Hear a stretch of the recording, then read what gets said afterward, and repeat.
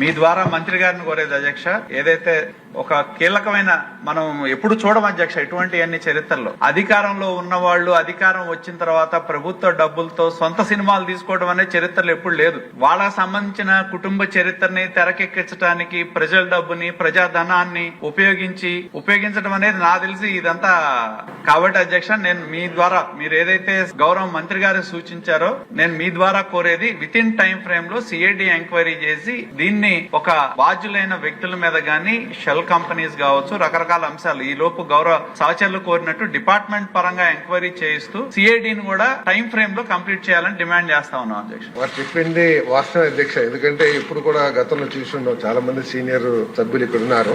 వారు ఈ విధంగా సినిమాలకి మారుస్తాం అంటే ప్రభుత్వం నిర్దేశించిన పనులకి కాకుండా ప్రభుత్వ నిధుల్ని వేరేగా వినియోగించడం తప్పే. అందుకనే ఎంక్వైరీ చేసాం అధ్యక్ష. ఈ ప్రభుత్వం ఎక్కడ కూడా దాని మీద తాత్సారం చేయాలనో లేకపోతే దాని మీద పట్టించుకోకూడదని ఎక్కడా లేదు అధ్యక్ష. వారు చెప్పక ముందే ఎంక్వైరీ చేశాం. కాబట్టి ఇప్పుడు ఏదైతే గౌరవ సభ్యులు చెప్పారో తప్పకుండా డిపార్ట్మెంట్ గా ఎంక్వైరీ చేసి ఈ జిఎస్టీకి సంబంధించి చెప్పారో వెంటనే జిఎస్టీ డిపార్ట్మెంట్ కి ఈ ట్రాన్సాక్షన్ సంబంధించిన సమాచారం అంతా తెలియజేసి వారి తరపు నుంచి తగు చర్యలు తీసుకోమని చెప్పి సూచిస్తాం అధ్యక్ష.